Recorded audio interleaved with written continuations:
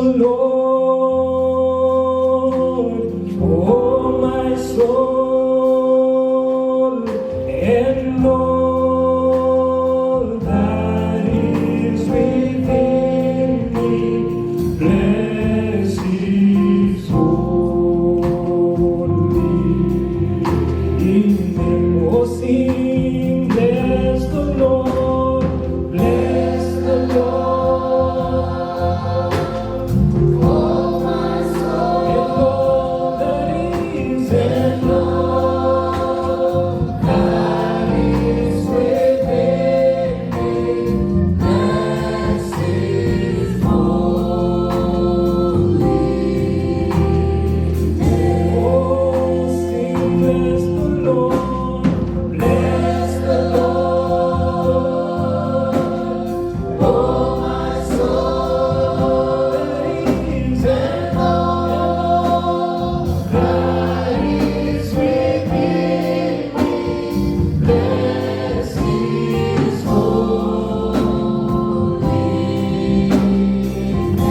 What has He done for you? He has done great things. Oh, He has done great things, and He has done great things. Oh, He has done great things, and He has done great things. Bless His holy name. Oh, He has done great things, and He has done great things. He has done great things, and He has done great things. Oh, He has done great things, and He has done great things. Bless His holy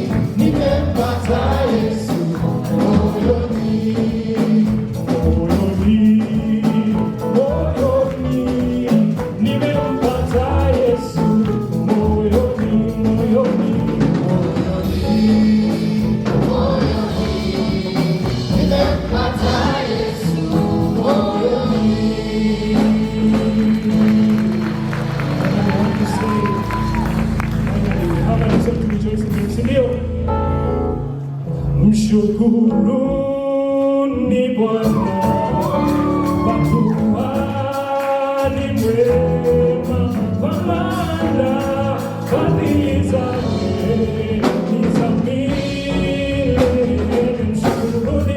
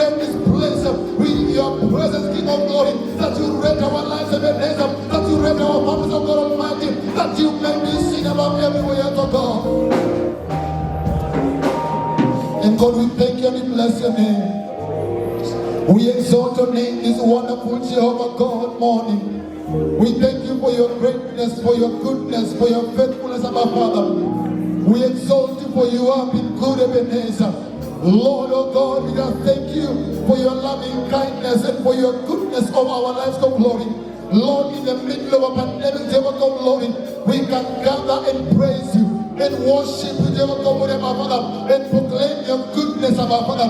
We thank you because, oh God, you preserved us. We thank you, oh God, because you've been with us, Ebenezer. You provided us in this difficult time, and we exalt your name because of your goodness. We want to lift your name on high and to exalt you because of Ebenezer. When we lift your name on high, Abba Father, you draw men to yourself. In this wonderful Jehovah God day, we are proclaiming, Abba Father, that Jehovah God, you draw men to yourself.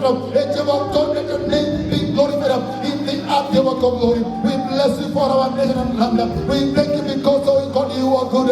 And we pray that Jehovah Father, may you be seen above everywhere else. Have your way upon this nation. Have your way above everywhere else, Abba God, oh Lord. Oh God, we thank you because of our leaders, Jehovah God. We want to pray, Jehovah God, for our president, our Father, Jehovah God, glory, and Jehovah God is deputy, oh God. We pray, oh God, for wisdom, understanding, and knowledge upon their lives. And God, we call upon your ways, oh God, that Jehovah God, let your name be glorified in everywhere else in their lives, Jehovah Father. We want to thank you, Jehovah God, even for the swearing in of the chief. Just Jehovah God, we pray that Jehovah God, you give us wisdom. We bless your name, Ebenezer, that Jehovah God, you've been able, oh God, to put up in that way. We pray that Jehovah God, you give us wisdom and understanding, Ebenezer, that Jehovah God, as she does her daily duties, oh God, and leads above them. And you say, we pray that you may be seen above everywhere else, above God. And on this wonderful Jehovah Lord morning, we pray for the church, Jehovah God glory. We call upon your name, Ebenezer, that Jehovah God, may you be seen above everywhere else. That Jehovah God, may your name be glorified. May you, Jehovah God, above God, reveal your glory upon the church. And Lord, we pray that you may be seen above everywhere else. That Jehovah God, let your presence reign. Let your power reign above Father in everywhere else, above Father. Even in our ministry, Ebenezer, we want to remember, oh God, our elder Temper, oh God, who lost his aunt Ebenezer. We pray for coming upon their family. We call upon your name, remembering about everywhere else. Oh God, we remember our brother Ken, Jehovah God glory, that Jehovah God will be seen about everywhere else. Oh God, who lost their father, we are praying for comfort, oh God, over their lives. And we call upon your name, that Jehovah God comfort them, Ebenezer, and be seen about everywhere else, about Father. Lord, as a people, we are going through a tough time in the middle of a pandemic, oh God. We are praying this wonderful morning that Jehovah God, may you be seen above everywhere else. That Jehovah God, may you comfort us, Ebenezer. Would you heal the sick, Ebenezer, glory? Oh God, for by your strength you have been healed. We are saying and declaring and decreeing that Jehovah God, Corona has no power over our lives because you are the Lord our God. And we proclaim, Ebenezer, glory, that by your strength you have been healed. And we speak healing upon each and everyone who is ill, oh God, and we speak healing upon the lives of the bodies of your people in every way else, oh God. We are calling upon your name, oh God, that you may be seen above everywhere else, oh God. We pray this wonderful Jehovah Lord morning, and Lord, we pray, the Lord, may you inhabit this service today, saturate us with your presence. Let your power minister upon our hearts. God, we pray, oh God, even for the Western region, God, about the news about the spread and the rapid spread of Corona, the God, even place of worship can be locked down. But God, we pray, the Lord, things are turned around in the spiritual realm, King of glory. And this wonderful morning, we turn around this narrative of God, and we speak, Jehovah, King of glory, the Lord Almighty shall preserve your church. Oh God, we pray that Jehovah God glory, we have seen this before, and Jehovah God don't deserve to see it again, above God glory. But God, we pray that Jehovah God will preserve your people, that Jehovah God will be seen above everywhere else, above Father. Shield us, King of glory. Be with us, oh God, today. We give you all the praise. We give you all the glory. We give you all the honor. Our God is great. Our God is worthy. Our God is mighty. He is the great I am. Just appreciate him. Appreciate him, somebody. Appreciate the Lord. He is our God. Hallelujah. God is Jesus. He is the King of kings and the Lord of lords. He is the great I am. Hallelujah. Amen. Praise the Lord. Bwana sifiwe. It is good that you have clapped. Hallelujah.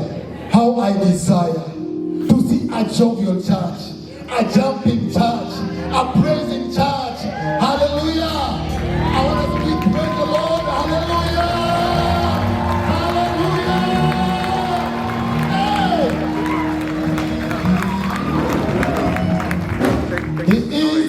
our God. Hallelujah. Corona came and the enemy thought that he had finished us. The Lord came through. Praise God. And we are under the canopy of the Lord. Hallelujah. We are under the glory of the Lord. Amen. Amen. Hallelujah. It's good to be in the presence of the Lord. You guys look beautiful from up here. I just want to ask us to take our seats in the presence of our Father.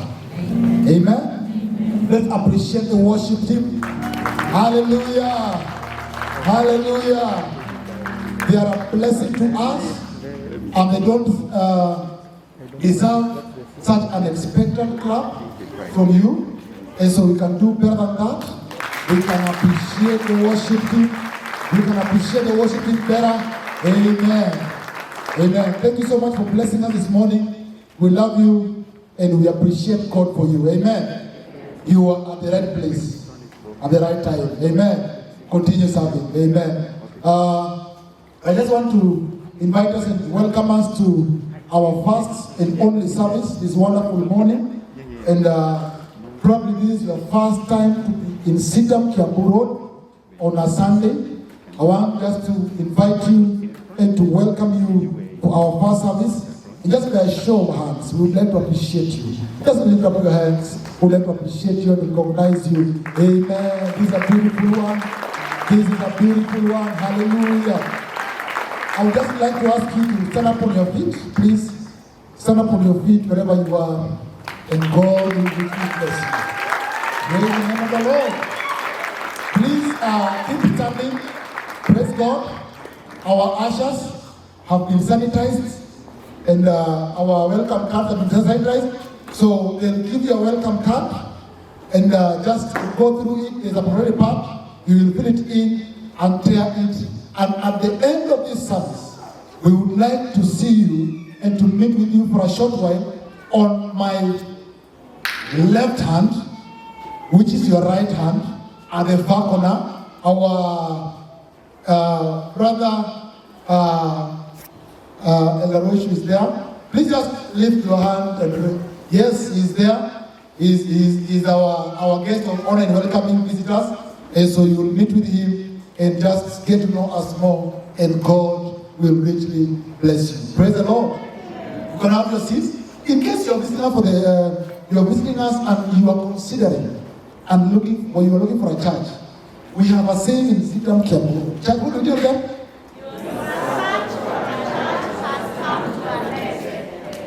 Yes, they were saying that your search for a church has come to a blessed end. Not just an end, but a blessed end. So, welcome home. This is home. There is no other home apart from here. This is home, the house of our Father. Amen? Amen. Hallelujah. And so this one wonderful morning, I just want to bring to us our notices. And we are blessed that in this season of COVID, we have family discipleship conference from the 24th to the 20th, the 24th of July. And so the family discipleship conference is commonly known as the Family Fest. Praise God. We commonly know it as the Family Fest, and it will be happening from the 20th to the 24th of July. And because of the current pandemic that we are in, we will do, it will not be fully physical, it will be blended. It will be both virtual and in person. And please, I just want to ask us to pray for this conference, pray for the speakers. We have amazing speakers, and one of them is John Pafuli. He met us some time ago, and it was a very wonderful time. And the theme of the conference is resilient through the storm, guided by the book of Job, chapter 23, verse 10, that says that when he has tested me, I will come forth as gold. Hallelujah. When he has tested me, I will come forth as gold. And so the main objective is to help our families to remain resilient through the current storm of the coronavirus. And so I want to welcome all of us. Young people, please, at home that you don't want to miss, because it will greatly help you. Praise God. I have been reading Family First for a long time, and I thank God because it has greatly impacted my life in many ways. And so I want to urge you that this is not the time to miss such a good meeting. Amen? And I want to also bring to us that we will be having a prayer and fasting, 3 days of prayer and fasting as a church. And it will begin from the 2nd to the 5th of May. So it will be 2nd, 3rd, of June. 2nd to the 5th of June. So it is 2nd, 3rd, and 4th. 2nd, 3rd, and 4th. Wednesday, Thursday, and Friday. Amen. Wednesday, Thursday, and Friday. And so we will be having a time of prayer in the church here on Wednesday. And then on Friday, we will culminate the fasting together here in prayer. Amen. And so I want to ask us to please come. Let's come and just pray and plug into this prayer and fasting, because it's a time of refreshing. Amen. Hallelujah. Let's continue praying and trusting God for our young people. Yesterday we had an amazing time in the presence of the Lord, and our young people came, and some of them led the prayers powerfully. Praise the Lord. We are changing the narrative in Sitam Kiambu. And our young people are a peculiar generation, a special people ordained by God. Amen? And you shall see exploits in our young people. And so let's invest in them, let's support them, let's help them and hold their hands as we help them walk this journey of faith. Amen? God helped us, and He helped us that we can help others also. And let's begin with our young people. In that note, I would like to bring to us our notices about the Excan program. The Excan program is a very nice program. I have been there. This week I attended some of their sessions and just went to see some of our young apparently joined. And so I went to see how they are doing. And it was an amazing time. They are great speakers, and it was a nice time. And so probably you are here and you are an Excan. I want to ask us that let us register. Praise God. Let us register. And sorry? Oh, Excan is ex-candidates. So they just completed their Form 4 and they are looking forward to joining university. And so we have a program that integrates them, prepares them for the university or college. So please just bring them in. Whichever way, bring them in. We register them at the information desk. We have forms if they want to join the YDP program. But again, we are organizing for a local program as a church, that we can also take them through some of the things that are being done there, or probably those who are so busy, we can also see how we can incorporate with them and go through the program together with them. Praise the name of the Lord. Amen. Thank you very much and welcome our worship team. After this, the pastor will come, and so as I descend, and the pastor will ascend at some point, and then bless us. Thank you very much. God bless you. Umeahidi ewe Bwana kuniachia hadi mwisho wa dahari, ulisema kuniachia. Oh, wewe ni Mungu uliye mwaminifu siku zote. Mimi ninaiweka imani yangu kwako Bwana. Oh, imba. Umeahidi ewe Bwana kuniachia Hadi mwisho wa dahari, hadi mwisho wa dahari, ulisema uniachie. wewe ni Mungu Wewe ni Mungu uliye mwaminifu siku zote. zote. Mimi ninaiweka imani yangu kwako Bwana. Nipitiapo maji mengi ya moto, huniachi. Unalijua jina langu wewe Bwana, huniachi. Unatengeneza njia hata mito kule jangwani. Wewe ndiwe Alfa na Omega, huniachi, huniachi. ahidi ewe Bwana, Huniachi, huniachi. mwisho wa dahari ulisema, Huniachi. wewe ni Mungu, Wewe ni Mungu uliye mwaminifu siku zote. oh, sisi tunaiweka Mimi ninaiweka imani yangu kwako Bwana. uliwalinda Waisraeli kule jangwani,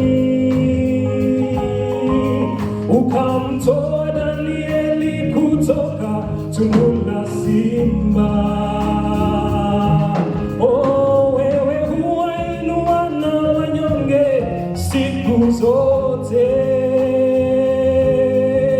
watuepusha na hatari kila siku. Usifiwe. Umeahidi wewe Bwana, Huniachi. oh, hadi mwisho wa dahari. Hadi mwisho wa dahari ulisema, huniachi. Wewe ni Mungu, Wewe ni Mungu uliye mwaminifu siku zote. oh, mimi ninaiweka Mimi ninaiweka imani yangu kwako Bwana. Jesus, you are the friend that does not is closer than a brother. Jesus, you are a friend. Just worship the Lord. He is good. He has protected you. He has done you well. Even if you have burdens, the Lord is still gracious. He brought you to this sanctuary. Would you tell him, thank you, Lord, I'm thankful. Glorify him. He is worthy. He alone is God. To him we come. We are here for Jesus. We are here for our God. We bless him. Oh Lord, we praise you this morning. Thank you, Lord. We honor you. Jehovah, you are the lifter of our hands.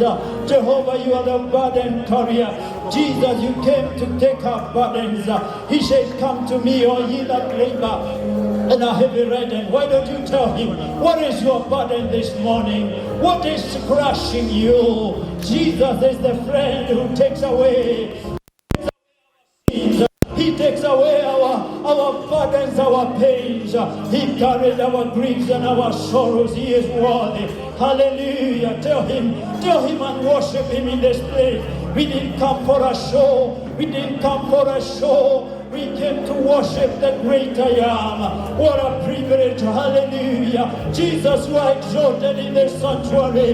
The enemy has no place. The enemy is defeated. Satan, you are defeated. You are under our feet. Jesus was raised.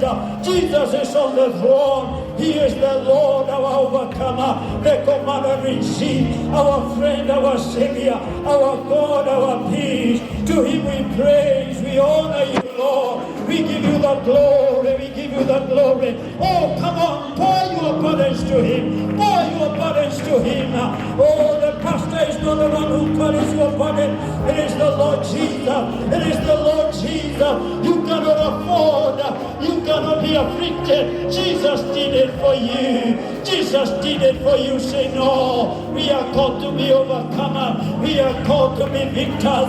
Victors in Jehovah. Victors in Jehovah. Because Jesus is a victor. Jesus is a conqueror. We are called to overcome. Because Jesus overcame for us. Cheer up, my brother. Cheer up, my sister. Jesus overcame the world. We shout for your victory. We shout for your victory.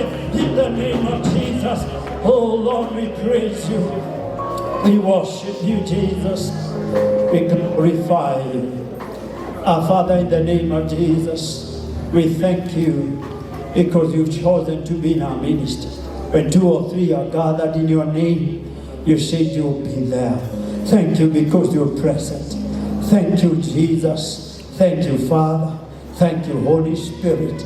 God 3 in 1, we thank you that you are with us. Thank you because you know every heart. You know every man, every woman, every boy, every girl, every young man. You know us by name. You know us by every detail. Lord, people can leave us. Those who are close can get tired. But you are the Lord who laid down your life while we were yet sinners. And you never get tired. You are a friend and a new friend.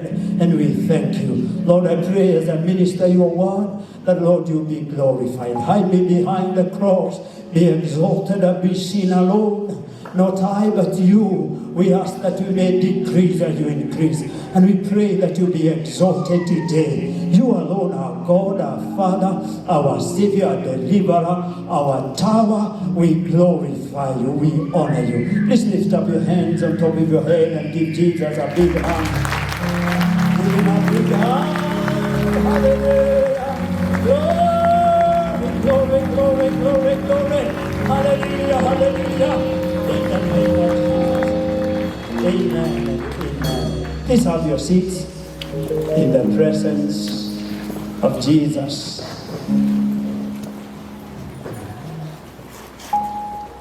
Our theme this year, please remind me.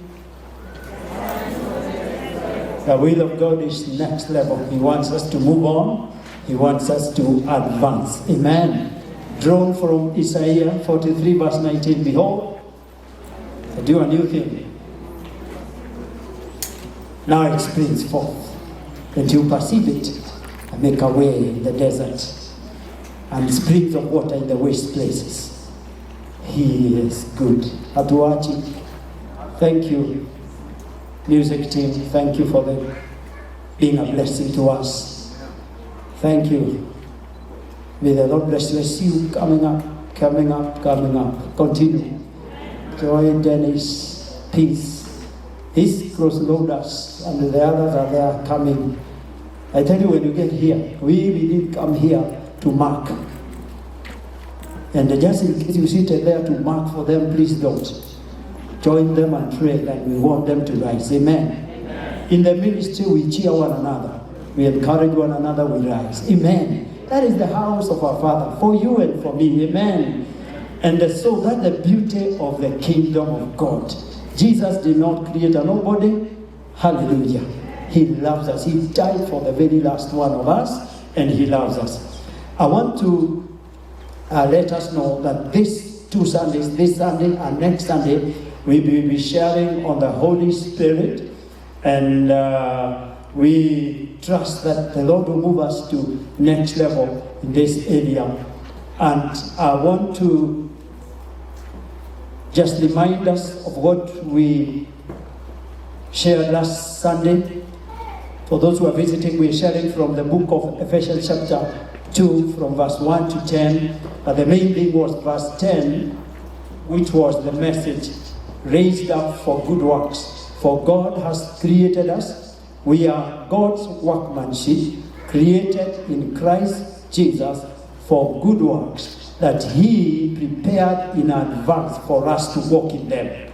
That God has raised us up. We were dead in our transgression and sins.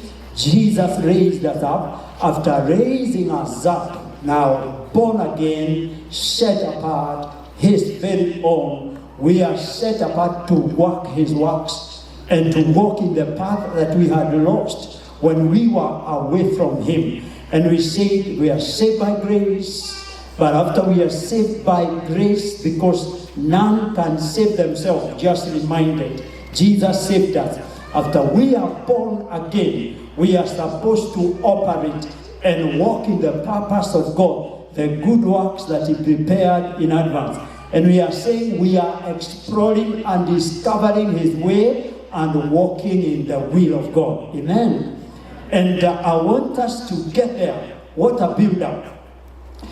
For you to do the works of God, it means we need to be in alignment with Him. And I want to read the scripture and we'll build up from there. But the title of my message today is the work of the Holy Spirit. You can even put works of the work of the Holy Spirit. And I'm trusting that the Lord will bless us. We are reading, we'll read some other scriptures, but the main scripture we'll read for now, just to read that, is Zechariah chapter 4, a very common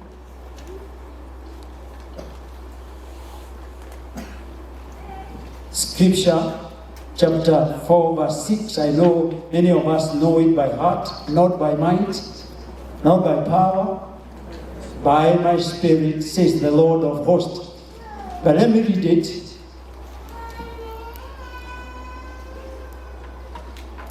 Then we continue. I read from verse 6. Verse 5, let me read from 5. Then the angel who talked with me answered and said to me, do you not know what these are? And I said, no, my Lord. Verse 6 says, not by might, nor by power, but by my spirit, says the Lord of hosts. Who are you, O great mountain? Before the Zerubbabel, you shall become a plain, and he shall bring forth the capstone with shouts of grace, grace to it. Moreover, the word of the Lord came to me, saying, the hands of Zerubbabel have laid the foundation of this temple. His hands shall also finish it. Then you will know that the Lord of hosts has sent me to you. Now, this scripture is written to the people who are rebuilding the temple after captivity. This is Judah back, and they are rebuilding the temple, and there were a lot of challenges. Now, Zerubbabel was the governor, and he is the one leading the people. And just to let you know that this word was not spoken to a preacher, it's spoken to a builder, to a governor. And many times when we talk about the Holy Spirit, you only think church and the ministry the pastor is doing, not when you are doing other things out there. We think that way. But this word that you always put was actually chiefly written to Zerubbabel, the governor, and as a team, they were rebuilding the temple. And as they were rebuilding this temple, there were very many challenges. They were not as rich. You know, the first temple had been built by David and Solomon. They had a lot of resources. Now, Zerubbabel was different. They were coming from captivity. There wasn't much. And there was a lot of opposition. And this is the context that this word is spoken. Not by might, nor by power, but by my spirit, says the Lord of hosts. Now, Zerubbabel is doing the rebuilding, and God is speaking to him, saying, you may not have the resources as you think. You may be feeling intimidated and small, but I want to assure you, you are well able by my spirit. That the work you are doing, the Spirit of God will empower you. Our vision, sit down, I like it. It is written down there, a community of believers impacting the world with the gospel of our Lord Jesus Christ through the transforming power of the Holy Spirit, empowered by the Holy Spirit. But I want to demystify and break that attitude that the Holy Spirit is in charge or here. But the Holy Spirit is working all over. And he wants to empower everyone that is submitted to him. Hallelujah. And he was saying, I like that, amen. I am trusting God that there will be a church that is sick. Hallelujah. And I said, where this is the church, the house of your father. I was telling the youth yesterday The reason why sometimes people are pulled out there, it is because there seems to be more joy. I said the church is not a place of sorrow. It is not a place of looking down. It is the place of our Father. And you feel like shouting amen. Don't mind about the neighbor. By the way, it is true. Because the house of the Lord is a house of joy. The Bible says that out of the tent of the righteous, resound voices of praise. This is in the book of Psalms. David knew it. And it is good because we are in battle. We have a battle cry as we praise him. We are shooting and setting the enemy in disarray. He hears Kiamurud saying, hallelujah. Can you say amen? Let it come from your heart. Rejoice. The joy of the Lord is our strength. I can be carried away, but I don't want to be carried away. I want to remain the topic. Hallelujah. Hallelujah. Bwana sifiwe. Did I rejoice here? I rejoice where? The house of my Father. But it's not just within this wall, even outside. Rejoice in the way they were asked, why are you rejoicing like this? You say, I found the Lord. The Lord found me.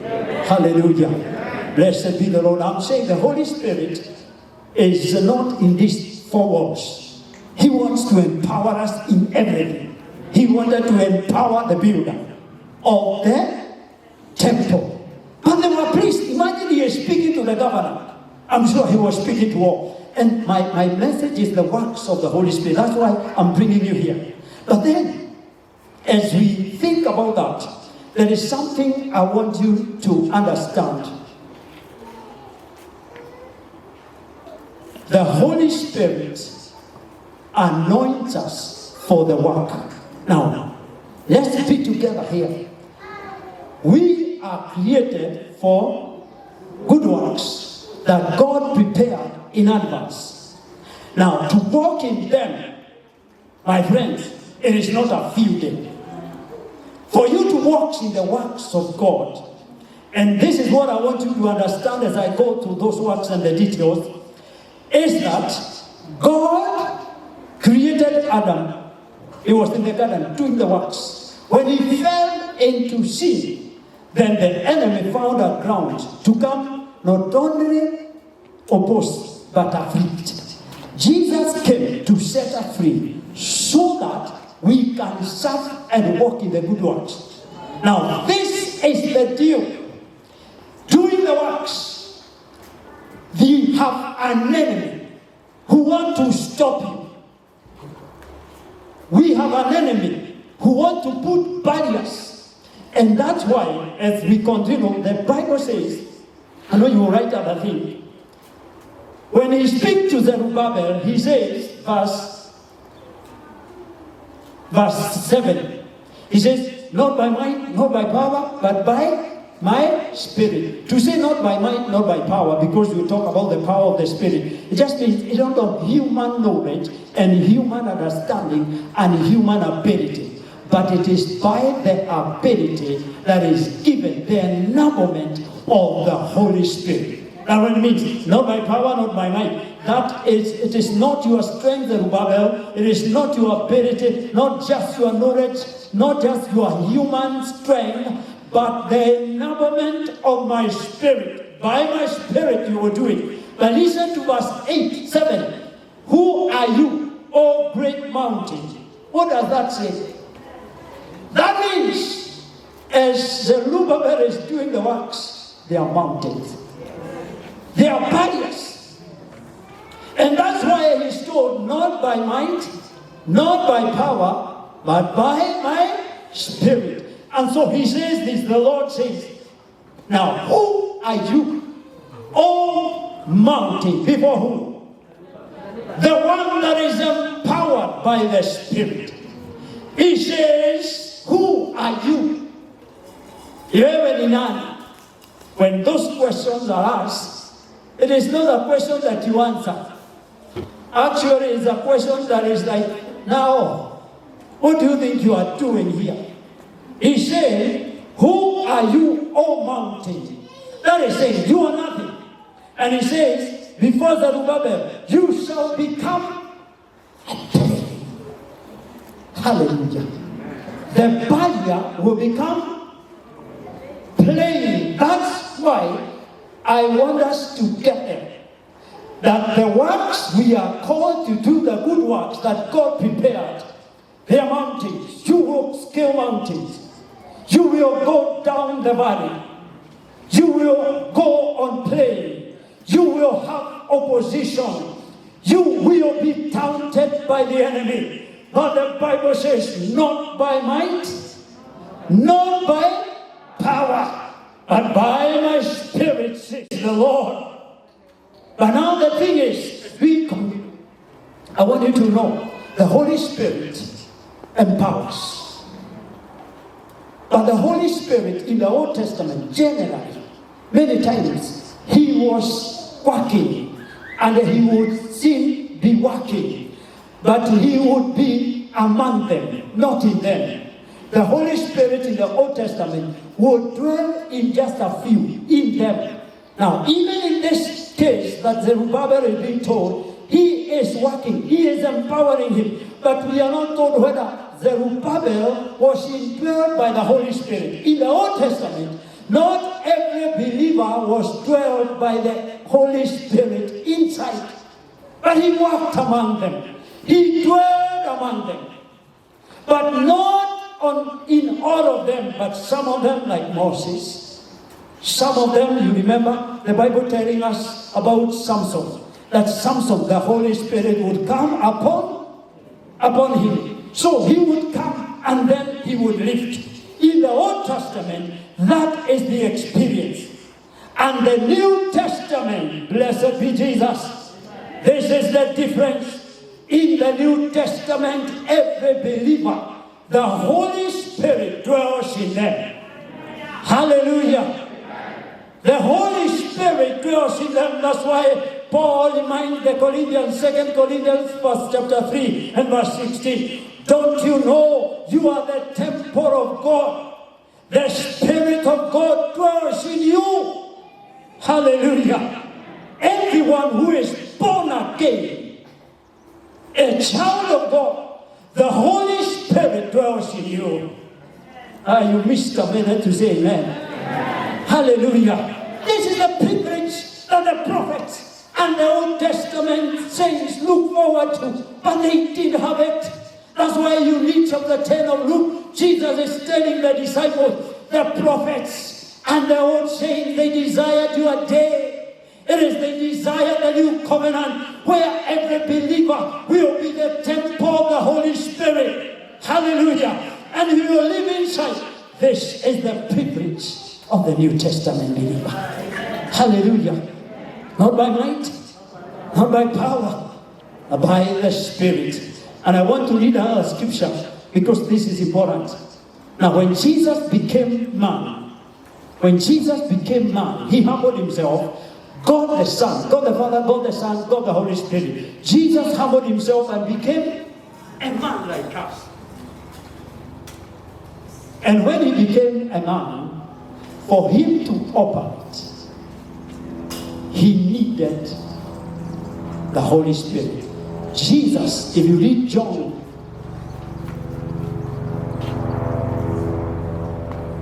when he was being baptized, chapter 1, the Holy Spirit came upon him.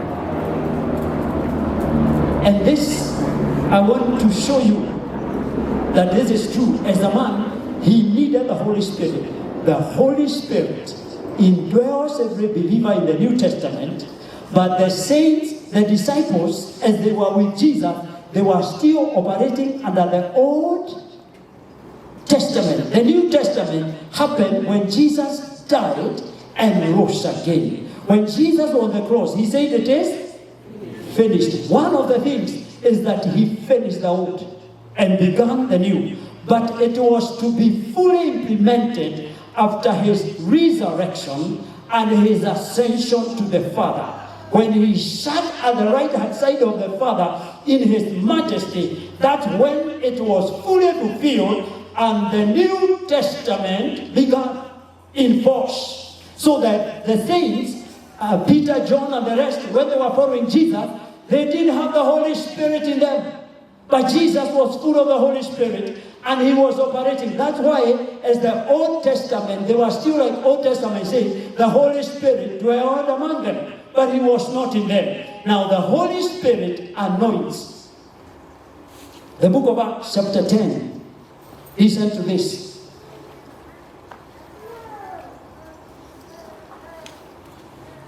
Verse 37. Or I think verse 36. When Peter was speaking in the house of Cornelius, this is what he said, verse 36. The word which God sent to the children of Israel, you know it, preaching the peace through Jesus Christ. He is Lord of all. Verse 37. That word you know, which was proclaimed throughout all Judea, and began from Galilee after the baptism with John preached. Listen to verse 38. He says, how God anointed Jesus of Nazareth with the Holy Spirit. Are we together? With the Holy Spirit and with power, who went about doing good and healing all who are oppressed by the devil, for God was with him. He anointed Jesus. He went everywhere doing what? Did you hear that? Can you shout it? Doing good. We are raised up for good works. Jesus as a man went everywhere doing, and he was empowered by who? He was anointed by the Holy Spirit. I dare tell you, as a believer, as a saint, that we are anointed to do the good works. That's why Jesus said, as when I go, I will come. The Spirit the Spirit of truth. That is John 14. You can read 16 to 18. He said the Spirit of God will come. The Spirit of truth will come. And then he will abide with you. He will remain with you. He will not lift. He will abide. He will dwell in you. And Jesus said this, for he dwells with you, but he will be in you. Jesus told the disciples, he dwells with you, but I will send him after I have done the work. As you are raised up and become New Testament believers, the Holy Spirit will dwell in you. Hallelujah. Now this is the privilege. And so the Holy Spirit came to empower us to do the works. And it is on this basis I want us to go and see the works of the Holy Spirit. Very fast. Let me say this. The Holy Spirit doesn't seek to be mysterious. You hear that? You know the Holy Spirit has become mysterious. And that's why sometimes he is resisted. You know those things. Have you found them? Until people wonder, what is Holy Spirit? What is it? Shikona roho. Nothing. The Holy Spirit does not make us chaotic. Although he works in ways that men may not understand. But he doesn't work some ways. There are ways that put people in confusion. I want you to know that the Holy Spirit is not the author of some confusion that sometimes is done by men. And saying that when you when you have the Holy Spirit, you have to shake. And shake and shake, nothing. The Holy Spirit can speak to you when you are sober. The Holy Spirit can do things that we don't understand. What I'm saying is that if somebody is shaking, I want to say that you can't shake. But I want to say he is not mysterious. He does not do things that bring confusion. The Holy Spirit, he is God. And so, the Holy Spirit is not mysterious. But he is the most mysterious of the Godhead. What do I mean? Talk about God the Father. People understand. It seems to be easier. We read the word of God about the Father. Seems not to be any mystery or understanding is clear. We can read about the Son of God who walked among us. It's understood. But now here, the Holy Spirit. But Jesus tells us about the Holy Spirit. He will come. He will not speak of himself, But whatsoever he shall hear, he shall speak. He will show you things to come. Jesus said the Holy Spirit will not speak of himself. He will reveal Jesus, what he does. And I read what I wrote here. The working of the Holy Spirit are invisible. They are glorious. They are gentle. And within them, he never tells us about himself. The Holy Spirit does not preach about himself. He reveals Jesus, and by revealing Jesus, through Jesus, we know the Father. This is the Holy Spirit. And the Holy Spirit, he glorified Jesus, helping us to see Jesus more, to understand Jesus better, to respond to Jesus more obediently, and to love Jesus with a deep love, more than we can think, and to make us be like Jesus, and to do the works of God the Father. Hallelujah. And so now I go on. For you to do the works, you need to understand the works of the Holy Spirit. You don't work independently. It is him that is working through us and in us. Amen. So the first thing the Holy Spirit does, he leads all to Christ. He convicts sinners.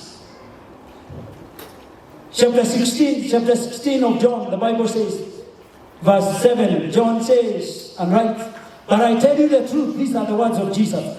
It is for you that I am going away. Unless I go away, the Counselor, the Holy Spirit, will not come. But if I go, I will send him. If I go, I will send him. I want you to see this. Jesus goes. He says, I will send another one. Jesus did not go to heaven and now come again. Now, some people teach, and they are teaching all over, false teaching, that the Holy Spirit is another face of Jesus. Jesus coming in another face. The Holy Spirit is a personality. Jesus speaks of himself as a person, God the Son. And when I go, I will send another one, the Holy Spirit. And he says, I will send him to you. Then verse 8. When he comes, he will convict the world of guilt in regard to sin and righteousness and judgment. I said the first work of the Holy Spirit, it is to convict of sin. Let's wonder what convicting means. It simply means convincing. He's the Holy Spirit who convinces the world of sin. Listen to this. The Holy Spirit or conviction is to convince of error or sinfulness. That's just a simple definition. It is to convince of error or sinfulness. By error, I mean E-R-R-O-R. Did you get it? The Holy Spirit causes a sinner to perceive himself as bound. Did you hear me? The Holy Spirit causes a sinner to perceive that he is bound, he is dead in sin, he is guilty, he is a sinner. And then the Holy Spirit fills him with fear and trembling and remorse. And this is what leads a sinner to repent. Then he sets them to turn to Jesus for salvation. That is the work of the Holy Spirit. And hear me, if you are in this house, you are not born again. The Holy Spirit causes you to perceive. If you don't accept him, if you don't respond to that, he comes again and again and again, because God so loved the world. And as long as you are breathing, you are in this life, the Holy Spirit will keep urging you. He comes again and again to convince you to accept Jesus. And that is the Holy Spirit dwells around. He is close to you. He convinces you. He speaks to you. Let me say this. Every person not born again, and you're hearing me, you have heard this small voice, the inner voice. It is the voice of the Holy Spirit. Sometimes you think it is your thought. the preaching of the gospel comes and you feel like, I want to get saved. It is not your thought. It is the Holy Spirit speaking inside. It is the inner voice of the Holy Spirit talking and telling you it is good for you to respond and receive the forgiveness of sin. The Holy Spirit convicts sinner. He speaks to you. And I pray that today, even as I speak, you are hearing that voice. You will not reject the small voice. No man can deny. Many people do not obey. That's why they remain unsaved. That's why they come for a service. They go home unsaved. That's why they listen to the radio. They listen to TV. They listen to a voice. They read something and it's telling them about Jesus. The Holy Spirit is speaking to you. He spoke to you. He spoke to me. And I responded. That's why I am born again today. Hallelujah. And you know, I did say yes the first time. That is not credit. It is rebellion. It is not credited that I had again and again. It was not a credit that is in heaven that I refused, I rejected. But the love of God, He came again and again. And I want to urge somebody who is not born again, don't go out of those doors rejecting the voice of the Spirit that says, come. Jesus paid the price. The Holy Spirit convicts sinners. Hallelujah. That is His work. The Holy Spirit is the one. Jesus did the work of salvation. The Holy Spirit implements it. Did you hear me? Jesus did the work, but the Holy Spirit implements it. He convicts. Once He convicts, and let me read 1 Corinthians chapter 12 and verse 12 and 13. Here the Bible says, the body is a unit, though it is made of many parts. And though all its parts are many, they form one body. So it is with Christ. That is the body of Christ. That is the church. Did you hear me? That is the church. Listen to verse 13. For we were all baptized by one Spirit into one body. Whether Jews or Greeks, slave or free, and we were all given the one Spirit to drink. The Holy Spirit convicts a sinner. Once you say yes, He baptizes you, He immerses you, you become part of the church. You are not part of the church before you are born again. The Holy Spirit convicts. When you say, yes, I'm a sinner, Jesus washes your sins away. By through the power of the Spirit, the blood is applied and you are baptized. You are immersed. Baptizing means immersed. You are immersed in the body and no one can take away. No one can snatch you from there. Jesus said, once you become the Father's, you belong to Him. The Holy Spirit, I say, unites the believer with Christ and praises Him in the body of Christ, the church. And I am through with that. He convicts the sinner. And if He convicts the sinner, then can I let you know number 2, the works of the Holy Spirit. He gives us power to witness. The main channel and the channel that God uses to bring conviction, it is through the Word of God, the preaching of the Word. Now, number 2, He gives power to witness. Acts chapter 1 verse 8. But you will receive power when the Holy Spirit comes on you, and you will be my witnesses in Jerusalem and in all Judea and Samaria to the ends of the earth. Now, the Word of God is the means which God has chosen for bringing sinners to the kingdom. Can I repeat that? The Word of God is the means which God has chosen for bringing sinners to Christ. I have heard people say, nobody preached to me. Lie. Please go and tell them it's a lie. Nobody gets saved without hearing. They had it, they refused. And you know, I'm a sample. I had the Word. I didn't get saved. Do you know, I got convicted alone. Then I come here in church, I say, you know, nobody preached to me. Lie. Actually, it's a lie. The Bible says, how can they believe unless they hear? And how can they hear unless they are told? And how can they be told unless somebody goes? And how can somebody go and then they are sent? We are sent.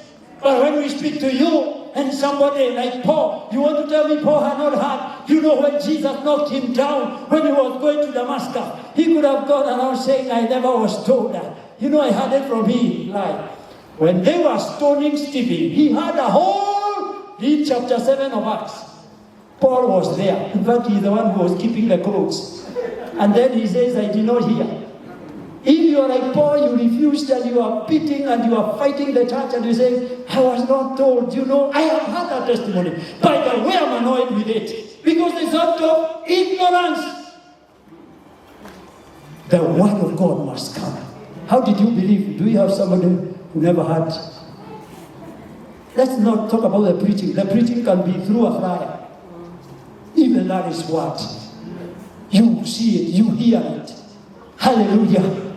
This is the main thing. Then we, because the word is the one that brings the kingdom, then he gives us power. The work of the Holy Spirit is to anoint us to be witnesses.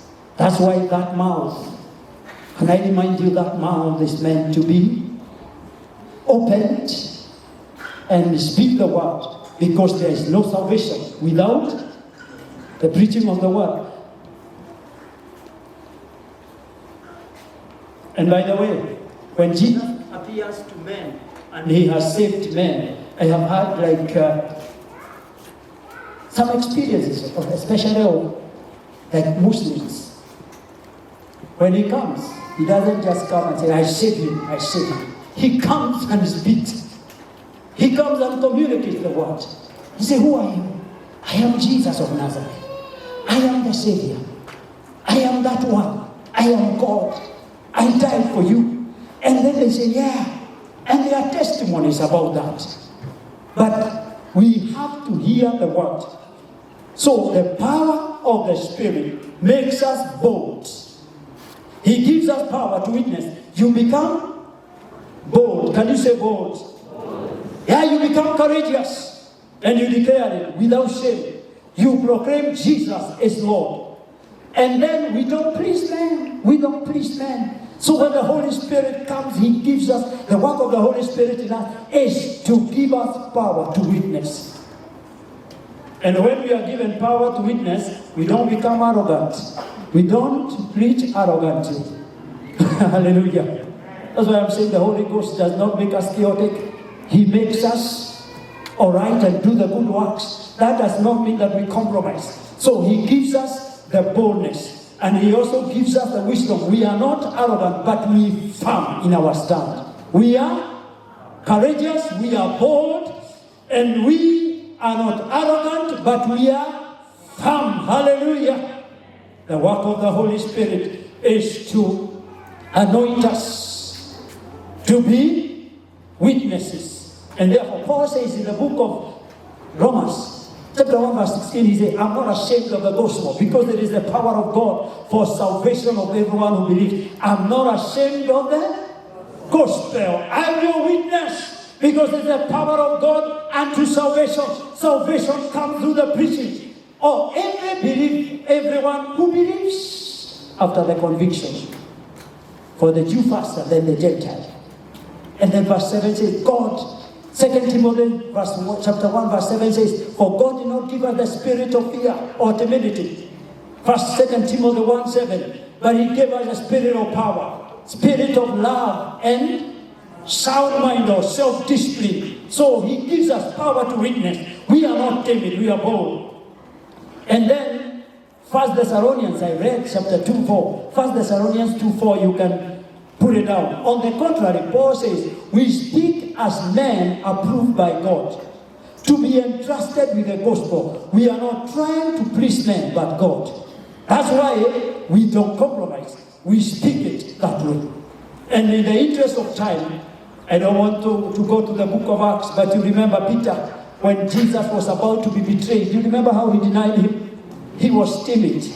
And they were telling him, you are with him. He said, no. He says, you will speak like the Galileans. No. He even tried to change his tongue.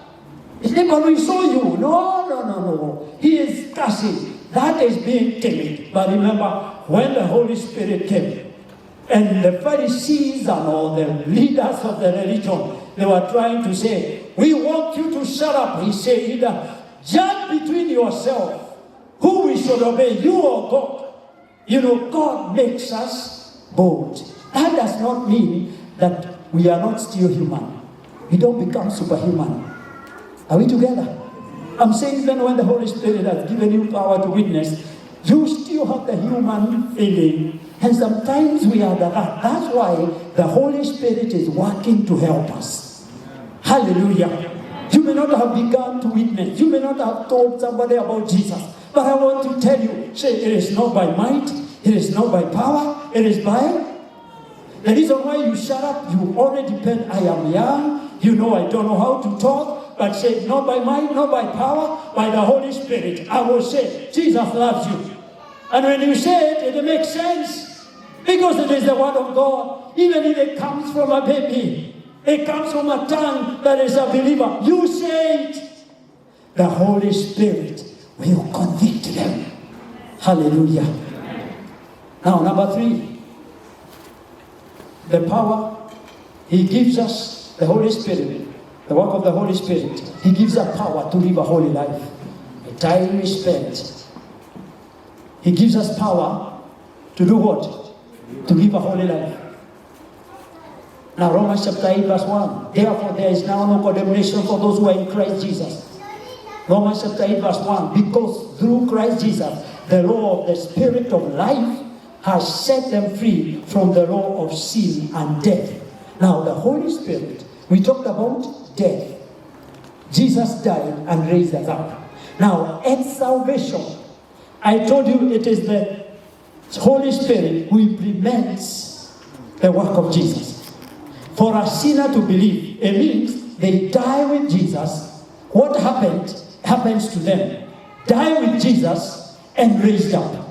So the Holy Spirit, that is the law of sin and death, is the one that operates when you are not born again.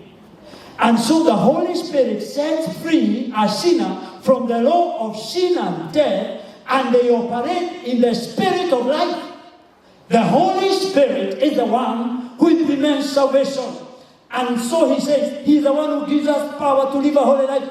Once he destroys the power of the law of sin and death and raises you up. Now the Bible says, verse 13 of the same Romans, chapter 8. For if you live according to the sin nature, you will die. But if by the Spirit you put to death the misdeeds of the body, you will live. Are we together? I want to teach church. Hallelujah. The Holy Spirit is not mysterious, but He is held very mysterious. The Holy Spirit is the one, listen to me. The Bible says, you put to death the works of the flesh. You are powerless to do it. But the Holy Spirit comes. What He desires is your cooperation. When you cooperate with Him, you have something disturbing you. You say, and I want to let you know that we are all having some struggles in the flesh. But when you yield and say, Holy Spirit, this is my struggle, I trust you. You know what He does? He takes the nail of the cross. He is the one who does the crucifixion. You know what the nail did? That was destroying the body of sin. It was not Jesus being destroyed. It was you and me. We were the one to be crucified as criminals. Jesus was not a criminal. I and you are the sinners. When He was put there, it is because He took me upon. And I was the one to be crucified. So what is being crucified is the work of the flesh. It is what is contrary to the Spirit, contrary to God. So the Holy Spirit helps us to put to death. Oh, I pray that we understand. You know, we have a church that is weak and defeated, that is not able to overcome, because we don't reach out for help. The Holy Spirit is our help. You can put to death, I'm sure, right here as we see. There are things that are confronting you. Some of them are very confidential. Some of them are issues of character. The Holy Spirit, He's the one who helps us to put to death. He has come to help, hallelujah, so that the church can become glorious. Oh, glory to God. Hallelujah. He helps us to put to death. He helps us to put to death. Here, the Holy Spirit, we are told the Holy Spirit frees us from the law of sin and death. Without the Holy Spirit, our attempt to live a holy life are futile and vain. With our own strength, we cannot live an overcoming life. We keep failing again and again. Have you made decisions? And you say, I have made this decision. I would do this. You do it again and again. If you read chapter 7 of Romans, you hear what Paul says about the flesh. He says, what I want to do, I don't do. I do what I don't want to do. Then he says, wretched man I am, but blessed be the Lord. Through him, Christ Jesus, the Holy Spirit. You know what? Some people say they will get saved when they are sure they will keep the faith. I want to tell you, Jesus, He came to save the good. He came to save the sinner. Come the way you are. Some people want to go and they prepare themselves as good and come to Him. He is not saving with good works. He is saving the sinner. He delights in taking the dead and He gives them life. Don't go. That is the lie of the devil. The devil knows that he takes the sinner on the cross and he says, today you will be with me in paradise. Did he do any good? He never had an opportunity for you like me and you to do the good. But he was there. And because salvation is free by grace, when he said, Jesus, have mercy on me. When you get to your kingdom, remember me. Jesus said, today. And I want to tell you, today you walk out of this door and you reject salvation trying to do good. There is no salvation out of good work. Good works are supposed to be the product of salvation. Don't listen to that lie. Don't listen to that lie. The Bible says the devil is a liar. And when he speaks a lie. How long are you going to continue keeping under the subjection of a lie? And even for us believers, we should not be seated. As we grow, as we are transformed, the Holy Spirit is helping us. And you know what? Even if the world is telling you, you are supposed to be holy, they are not our standard. We are looking to the Holy Spirit. I know my struggles. I take them to the Holy Spirit. It is not the world to tell me you are saved and you are doing that. If I am saved and I am doing that, if I am genuine, I am looking to the Holy Spirit for help. Blessed are you. But if you are doing things intentionally, that is different. He gives us power. He works in us to make us holy. The Holy Spirit controls the believer who yields to God and submits himself to God's word. You hear that? The Holy Spirit controls the believer who yields to God and submits to God's word. Romans chapter 8 verse 9. You, however, are not controlled by the sinful nature, but by the Spirit. If the Spirit of God lives in you, are you a believer? He lives in you. Allow Him to control you. And if anyone does not have the Spirit of Christ, he does not belong to Christ. When you get saved, Jesus comes. But Jesus said, when I go, I'll send another one. It is the Holy Spirit who dwells the believer. Are we together? Are we understanding? Jesus said, I will come to you. But He comes as He is the third person of the Godhead, is the one who comes.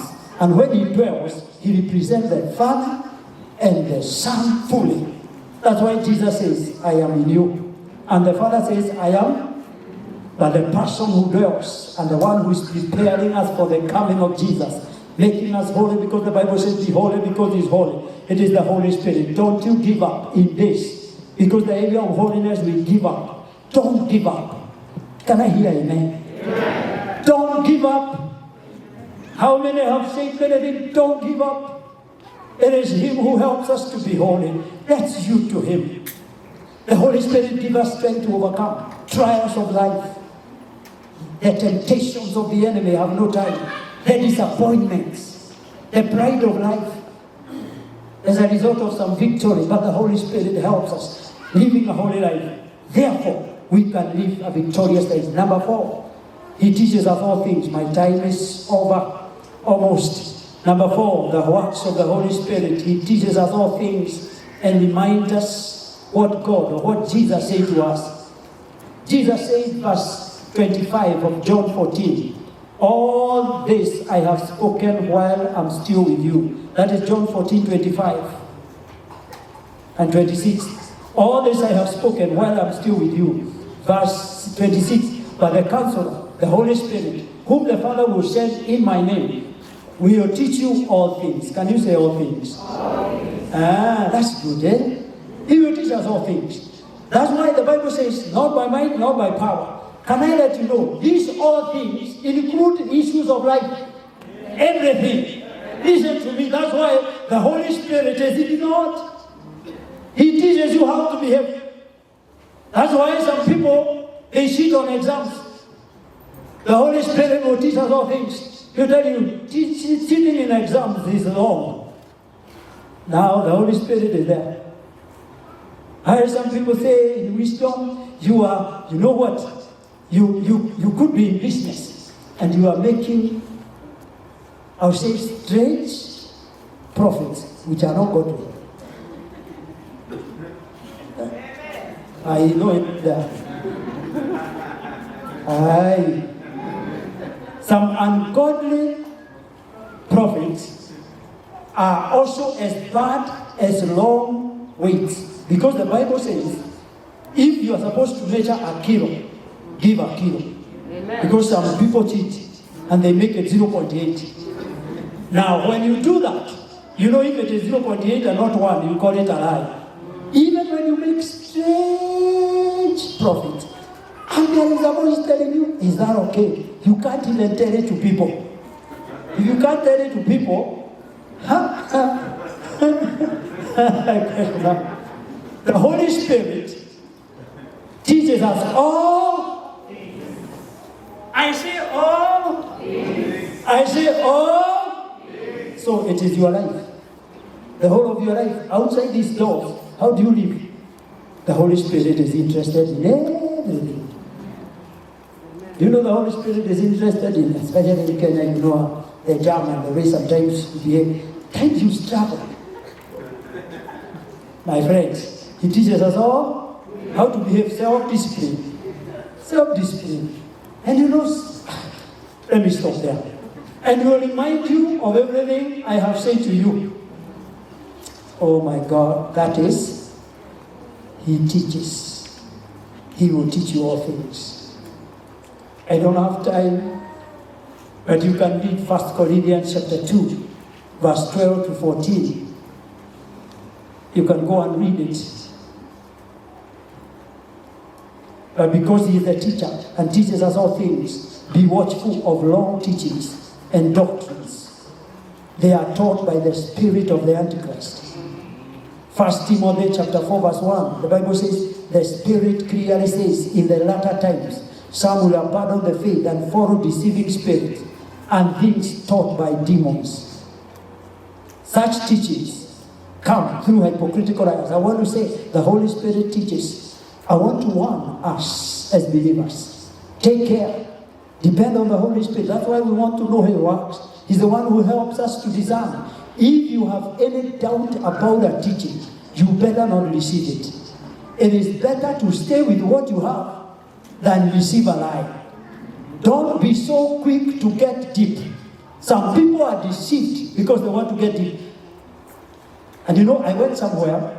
I was in us after college and I was going to a church somewhere, but I found a group that was there that was praying. You know, I want to pray and I want to encourage everybody to pray. You know, that's what I do, isn't it? Encourage you to keep praying. Now, I went to this group and they were praying in the afternoon after church. So I would finish church and go there. Now, this time I realized they are getting deep.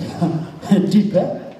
But in quotes. This is not that I realized they are going in another direction. And one of those days I was there. Don't allow everybody to lay hands on you. I realized they were laying hands. And I was praying from a certain place, and I saw this man coming and laying hands. That one I'm very cautious. Don't allow anybody to lay hands on you.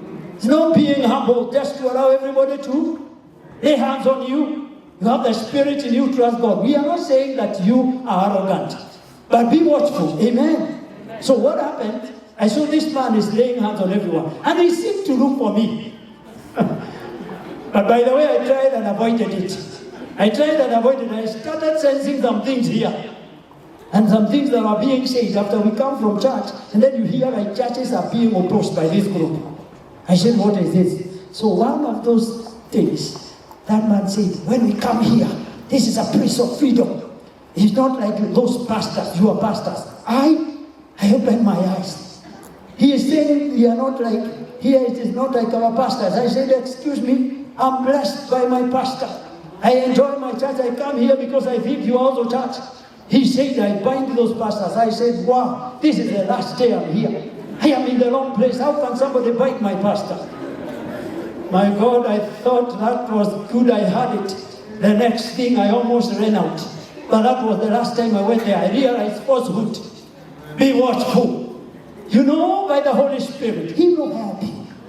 When you find a group, you don't know them. Be cautious. Be alert. Always be. The Holy Spirit teaches. He also reminds us. Hallelujah. So, because time is spent, the last one, He guides us in all truth.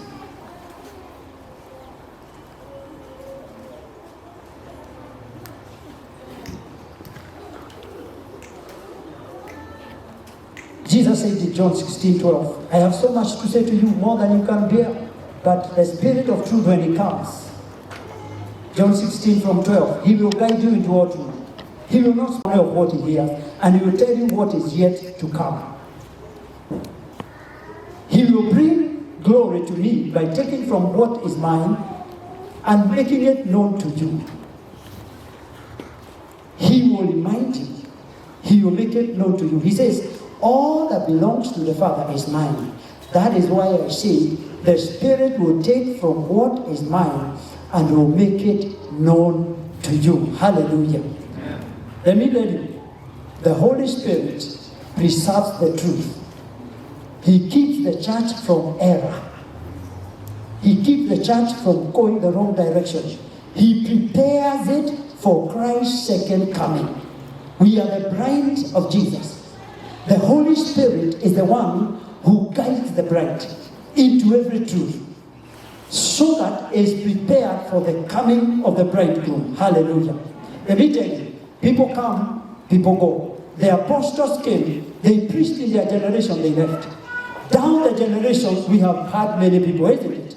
It is the Holy Spirit who has preserved the truth.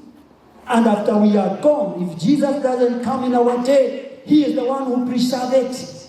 He is the one who guides and leads to all truth. If this truth is a precept of a certain denomination, if that denomination is not there, then the truth is not there. The Holy Spirit will abide in the church until the church is taken home. Hallelujah. He's the one who guides to all truth and guides the church. I don't have time to say He helps us to pray. And then you can read that in the book of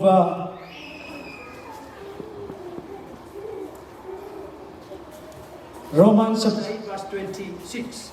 Just read that. He helps us to pray. And I want to stop there. But allow me to say and give you. It is 12. Please allow me. Give me 5 minutes. Will allow me? And I will say something about the symbols of the Holy Spirit. His symbols. 5 minutes. And I trust I will spend every minute with one symbol. It is important, let me say, the symbols of the Holy Spirit help us to gain understanding of what He is like and how He works in us and with us. Are we together? Helps us to know what He is like, because He is taken as most mysterious, but He is not. He is God, and He's the one at work in us. Hallelujah. The first thing the Holy Spirit comes as rain. Please put down Joel 2, verse 23 to 29. You will go and read. But Joel was speaking about the rain, calling the rain and the latter rain. That was very well known in, and you know, now, that is where verse 28 of Joel chapter 2, which says, it shall come to pass afterward, I will pour out my spirit upon all flesh, and your sons and your daughters shall prophesy, and your old men shall dream dreams, your young men shall see visions. This is the prophecy of the outpouring of the Holy Spirit, which is quoted by Peter in chapter 2 of Acts, when he is speaking to the crowd. So the Holy Spirit comes as rain. Let me say this. That's why Joel uses, I will pour. Listen, the rain comes where there is dryness and barrenness and brings refreshment. He comes as the rain to bring refreshment. He also comes to restore. Rain restores. When something is withering, when the rains come, what happens? When the grass is withering and the rains come. Like here, by the way, we were planting a lot of grass and we went through some challenges. The sun came, some of it dried up, but later we planted and the rains came. So when it is withering, the rain comes, they are restored. The Holy Spirit comes as rain and He refreshes. Where there is dryness, where there is unfruitfulness, He also refreshes those who are withering. The Holy Spirit will refresh us. Hallelujah. Hallelujah. He is the symbol, number one. Number two, and this joins with the rains. When the rains come, what happens with the rain? They make the rivers flow. The rivers are restored. He comes as a river. The Holy Spirit comes as rivers. This is a symbol, the second one. If you read John chapter 7, Jesus said, He spoke and said, whosoever believes me, out of their belly shall flow rivers of living waters. And the Bible says, by this He meant the Holy Spirit, who had not come upon the believers because Jesus had not been glorified. Symbol of the Holy Spirit is rivers. You know what? He does not only come upon you as rain, but you become a river. Hallelujah. You start supplying, isn't it? So you can flow. There is river that flows. Hallelujah. The Holy Spirit is a river in us. He comes, this symbolic. He's a river of living water flowing out of your belly, out of your life. When you say belly, it's just from the innermost being of the believer. Hallelujah. A symbol of the Holy Spirit. He comes as rain. Rain, He comes as rivers. And then thirdly, He comes as a wind. Another symbol. You know, on the day of Pentecost, the Bible says, and there came from heaven like a mighty wind. It was a strong wind. It was not a wind. He says like. He comes like a wind. You know what the wind does? You know how dynamic. Another thing about the wind, when Jesus was speaking to Nicodemus, chapter 3 of John, He says, unless a man be born again, cannot see the kingdom. Then He says, Nicodemus is asking, what is that? He told him, the things of the Spirit. Unless you are born of spirit and water, you cannot see the kingdom. And He told him, the things of spirit cannot be understood. You know the wind. It comes and it's going. You don't know where it comes from and where it goes. What He's saying, when He says comes as a wind, it means He is not just somebody understood by the mind. Just the way the wind comes, you don't understand where it goes. There are many things that the Holy Spirit does we don't understand, but they are real. Hallelujah. The wind comes, you know it is real. Where it comes from, where it goes, but you know the works that it does, isn't it? It is real. The Holy Ghost comes. He came like a wind, irresistible. He came, and that's why people came. They heard something like a mighty wind. That is the Holy Spirit. He comes And this is just to help you to know how he is like. Last, the fourth one, the Holy Spirit comes as oil, anointing. The Holy Spirit as Jesus of Nazareth was anointed by the Holy. When you hear anointing, you look at the Old Testament, talks about oil, it is the anointing. It's symbolic of the Holy Spirit. You know that oil anoints you for the work. And you know that oil also makes things flow very well, isn't it? You know the work of oil, the way it makes things just flow. You know when the oil of the Holy Spirit is among believers, they don't crush one another. Hallelujah. When we walk in the anointing and the oil of the Holy Spirit, we are able to flow together. We are anointed to do the works, but we are not proud. We are not hitting one another because you are bulldozing and hitting others and you are causing chaos. But we are flowing in the anointing, the oil of the Holy Spirit. The Bible also says the oil of gladness, the Holy Spirit anoints us. That's why I say we need to be joyful. Hallelujah. The oil. The Holy Spirit comes as well. And you know in the Old Testament they would anoint the prophet, they would anoint the king, they would anoint the priest with the oil. You know that? And so, that's it. I'll leave two of them, but not the last one. He comes as fire. You remember the day of Pentecost? There was fire on the earth. Each one of them. But this fire is not on all. It is on. It was on them. The Holy Ghost comes as fire. Two things about fire. The fire purifies. Are we together? In a furnace, what is the work of a fire? It is to purify, not to destroy. But as it purifies, it burns the impurities. And I would call the Holy Spirit comes as fire. He purifies you. Right? He doesn't come to destroy. But he destroys the work of the flesh. Are we together? Yes. Then you are like gold. I like the theme of the discipleship conference. After I am tried, I'll come out as the works of the flesh are being consumed and the bondages are going. I am getting renewed and becoming like Jesus. The Holy Spirit as fire. And I close my Bible because you have given me some extra time. I need it over. The works of the Holy Spirit, not by might, not by power, but by my Spirit, says the Lord. Would you bow down? Just bow down for a moment and respond to the things you have heard.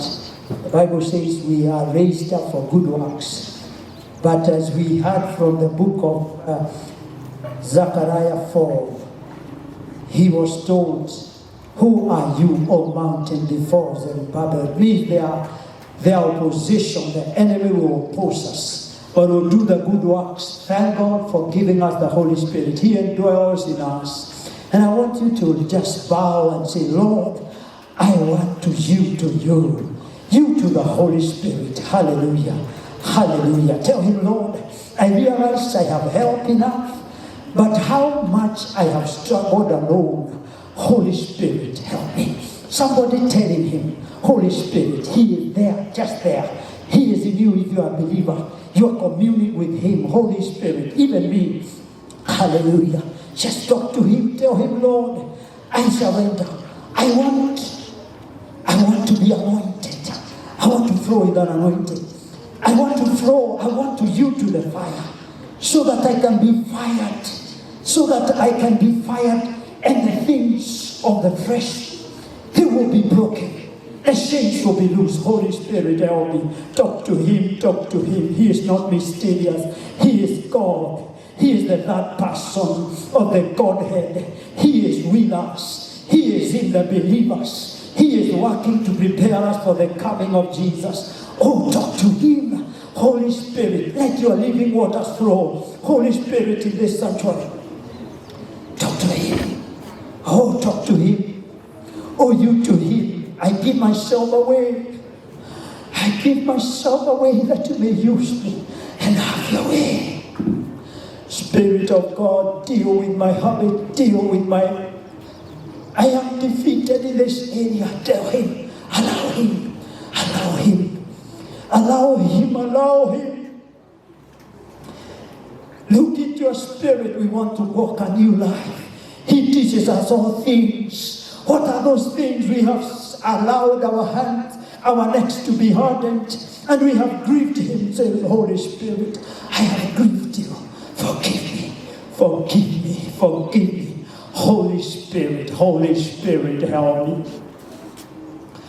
Oh, Spirit of God, Spirit of truth, Spirit of grace, Spirit of Jesus, Spirit of the Father, Comforter, Healer, Comforter, comfort those who are grieving, comfort those who are in sorrow. You are the Comforter, you are the Healer.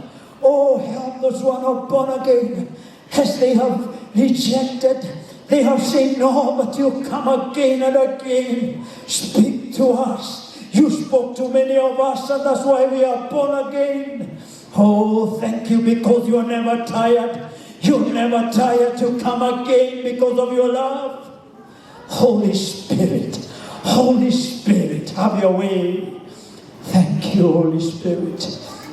Thank you, Father. Thank you, Lord. Thank you, Lord. The Holy Spirit, let's stand on our feet and finish. Let's stand. You just lift up your hands, your right hand.